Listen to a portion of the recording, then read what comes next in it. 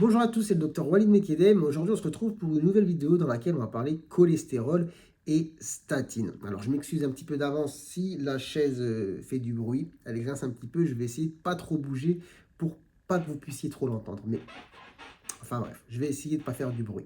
Du coup, ce que je disais, c'est que voilà, aujourd'hui, on va se concentrer sur les statines et le cholestérol. Pourquoi? Parce que tout à l'heure, j'étais en consultation et je vois une dame qui vient me voir. Pourquoi? Parce que son médecin était plus en mesure de faire des consultations. Donc voilà, un médecin qui est tombé malade, malheureusement. Et du coup, elle vient me voir avec sa liste de médicaments habituelle. Et dans cette liste de médicaments, il y avait une statine.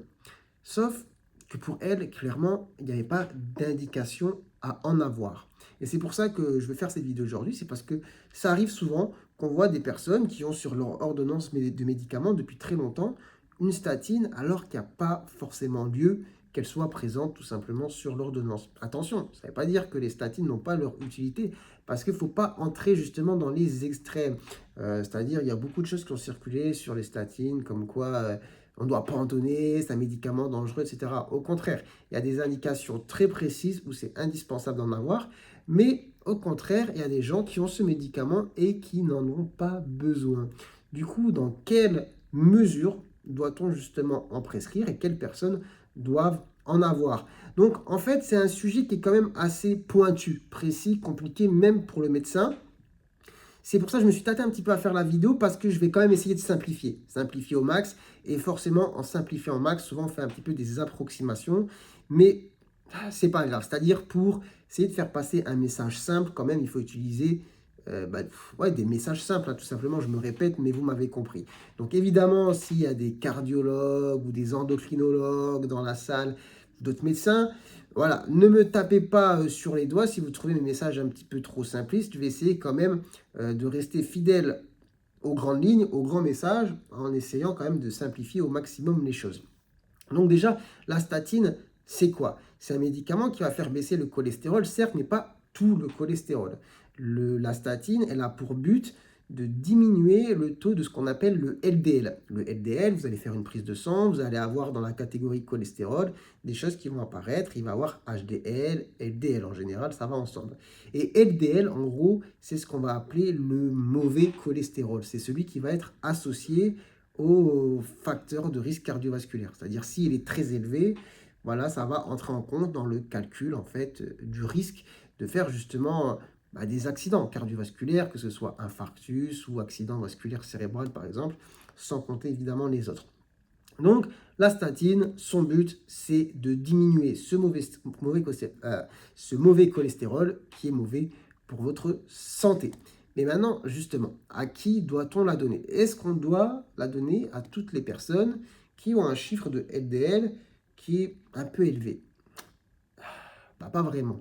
Donc, c'est-à-dire que le un peu élevé, pour le LDL, ça ne veut pas dire grand-chose. Parce que le un peu élevé, il dépend aussi de vos facteurs de risque cardiovasculaire autres que le cholestérol. Si par exemple dans la famille il y a des gros problèmes cardiovasculaires, si par exemple vous fumez, si par exemple vous avez du diabète, si vous avez de l'insuffisance rénale, etc., etc. Et c'est comme ça qu'on va calculer ce risque. Alors d'abord, il y a les situations sur lesquelles vous ne pouvez pas y échapper à la statine. C'est toutes les situations qu'on va appeler situations de prévention secondaire. C'est-à-dire, on n'est plus dans l'idée d'éviter quelque chose. Enfin, si, on veut éviter que quelque chose se reproduise. C'est-à-dire, vous avez déjà fait, par exemple, un AVC. Vous avez déjà fait un infarctus. D'ailleurs, j'ai déjà fait des vidéos sur le sujet. Mais voilà, donc infarctus, AVC, vous avez des artères qui ont été bouchées à un certain endroit, le sang n'est plus passé, ça a causé des graves conséquences. Et voilà, les artères sont bouchées souvent à cause de plaques d'athérome. Là, on est dans le cadre de la prévention secondaire, on ne veut pas que ça arrive à nouveau. Surtout que souvent, après un infarctus ou un AVC, on peut garder des séquelles. Après un infarctus, on peut avoir une insuffisance cardiaque. Après un AVC, on peut avoir un handicap moteur. Bon, l'idée, c'est évidemment que ça ne se reproduise pas. Donc, dans les traitements qui vont suivre ce genre d'accident, on va avoir une statine avec un objectif de LDL qui va être très bas. En se disant, là, il faut quand même que le LDL il soit bas au maximum. C'est un des facteurs de risque cardiovasculaire importants qui entre en compte justement pour ce qui s'est passé. Là, il faut qu'il baisse. D'accord? Donc ça, c'est le genre de situation où en fait, ça ne se discute pas. Après, du coup, pour les autres personnes, On va avoir d'autres situations où, en gros, ça ne va pas trop se discuter. C'est des situations où on va estimer que, justement, le risque de faire... Ah non, pardon, parce que cette vidéo, c'est improvisé, donc c'est un petit peu difficile de trouver les bons mots comme ça de manière très fluide. Mais en gros, il y a des personnes qui vont avoir, par exemple, de l'insuffisance rénale sévère, qui vont avoir un diabète aussi sévère, avec parfois comment dire, des séquelles liées au diabète, comme par exemple une rétinopathie ou une insuffisance rénale aussi qui est liée au diabète.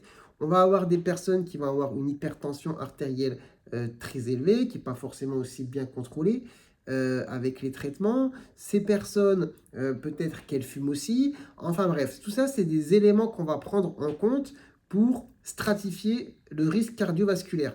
Et regardez, j'étais sur une page, je vais vous montrer avec le téléphone, et vous allez voir qu'en fait, c'est pas hyper simple, et c'est pour ça que c'est un peu difficile pour moi de le vulgariser simplement, mais ça va vous donner une idée. Donc là, alors attendez, est-ce que vous voyez bien?